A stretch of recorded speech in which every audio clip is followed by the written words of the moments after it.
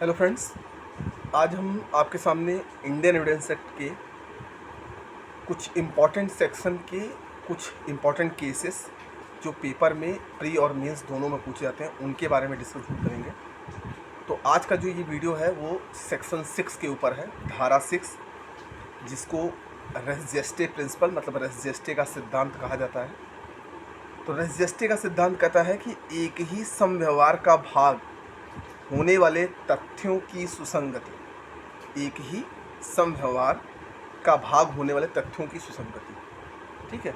मतलब अगर कोई घटना घटती है तो उस घटना में जो भी चीज़ें शामिल है वो एक ही फैक्ट की सुसंगति मानी जाती है। जैसे इसमें एक बहुत ही इम्पॉर्टेंट केस था रटन बनाम क्वीन का 1971 का, कि पुलिस की सहायता का मांग करना, पुलिस का कुछ ही समय पर उस स्थान पर पहुंचना, शव प्राप्त करना, ये सब एक ही समव्यवहार का भाग माना गया। रटन बनाम क्वीन 1971 बहुत इम्पॉर्टेंट केस है, इसको ध्यान रखिएगा। फिर इसी में एक इम्पॉर्टेंट केस है आर बनाम फोस्टर 1834 का है। तो आर बनाम फोस्टर में क्या कहा गया कि मृत व्यक्ति द्वारा अपनी मृत्यु का कारण किसी व्यक्ति को बताना एक ही समव्यवहार का भाग माना गया। यह अनुश्रुत साक्ष्य होते हुए भी साक्ष्य में ग्राह्य किया गया।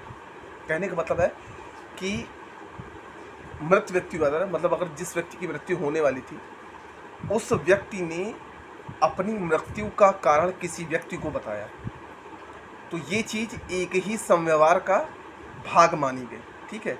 और ये एक अनुश्रुत साक्ष्य है, मतलब जिसको सुना गया साक्ष्य है, इसको भी ग्रहण किया गया, इसको भी ग्राह्य माना गया, ठीक है।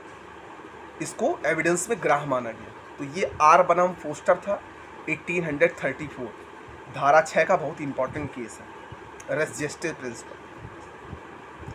फिर इसमें एक इम्पॉर्टेंट केस आता है आर बनाम बेडिंगफील्ड। आर बनाम बेडिंगफील्ड क्या है?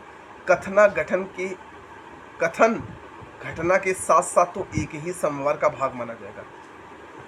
मतलब जो कथन है वो घटना के साथ साथ एक ही समव्यवहार का भाग माना जाएगा। ये हमारा था केस आर बनाम बेडिंगफील्ड, इसको नोट कर लीजिएगा।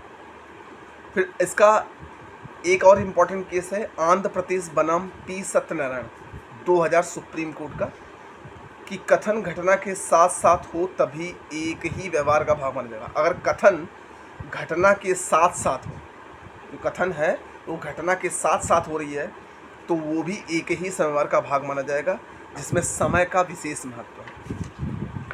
फिर इसमें एक इम्पॉर्टेंट केस आता है आर एम मलकानी बनाम महाराष्ट्र स्टेट 1973 सुप्रीम कोर्ट। जब कोई बात चल रही हो जो किसी समव्यवहार का भाग होने के नाते से सुसंगत है, यदि उसे तत्क्षण या उसी समय टेप कर लिया गया हो तो ऐसी टेप सुसंगत तथ्य होगी और रेस जेस्टी होगी।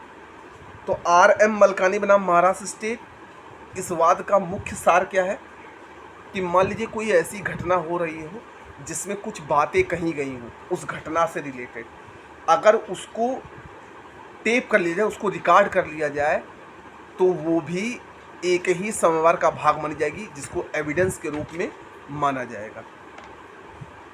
फिर आता है रटन बनाम रेजी नाम।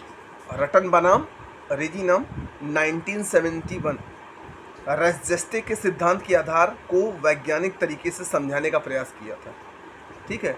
मतलब रेस जेस्टे प्रिंसिपल को वैज्ञानिक तरीके से समझाने का प्रयास किया गया था इस केस में, रटन बनाम रेजी नाम। फिर इसमें अगला केस आता है रतन सिंह बनाम Himachal Pradesh state 1997 supreme court. मृत्यु के पूर्व मृतकों का यह कहना कि अभियुक्त बंदूक लिए खड़ा था और उसने उस पर गोली चलाई। ऐसी परिस्थितियां जो एक दूसरे से समय और स्थान के समीपता के द्वारा इतनी घुली मिली थी कि मृतका का कथन एक ही समव्यवहार का भाग माना गया। यह धारा 6 के अधीन ग्राह्य है, मतलब ग्रहण की गई है। मतलब मृत्यु के पूर्व, जब इंसान की मृत्यु हो गई उसके पूर्व मृतकों का ये कहना कि अभियुक्त बंदूक लिए खड़ा था और उसने उस पर गोली चलाई थी, मृतकों कि उसने उस पर गोली चलाई थी जिससे उसकी मौत हुई। ऐसी परिस्थितियां जो एक दूसरे का भाग है, जो एक दूसरे के समव्यवहार का भाग है, ये धारा 6 रेस जस्टे के सिद्धांत पर वर्क करती है, जिसको न्यायालय में ग्राह्य किया गया, मतलब ग्रहण किया गया। ये हमारा केस था रतन सिंह बनाम Himachal Pradesh state 1971 supreme court. तो ये धारा 6 की इम्पॉर्टेंट केस है, वाद निर्णय है, जिनके बारे में मैंने आपको डिटेल जानकारी दी है। इसमें जो इम्पोर्टेंट केस है उसको याद रखिएगा। ये आपके प्री और मेंस दोनों में पूछे जाते हैं कि ये किस सेक्शन से रिलेटेड है और ये किस सेक्शन के अंतर्गत है। उम्मीद करते हैं कि ये वीडियो आपको पसंद आया होगा छोटा सा। अगर पसंद आया हो तो जो पढ़ने वाला विद्यार्थी हो उसको ज़रूर शेयर करिएगा। तब तक के लिए थैंक यू।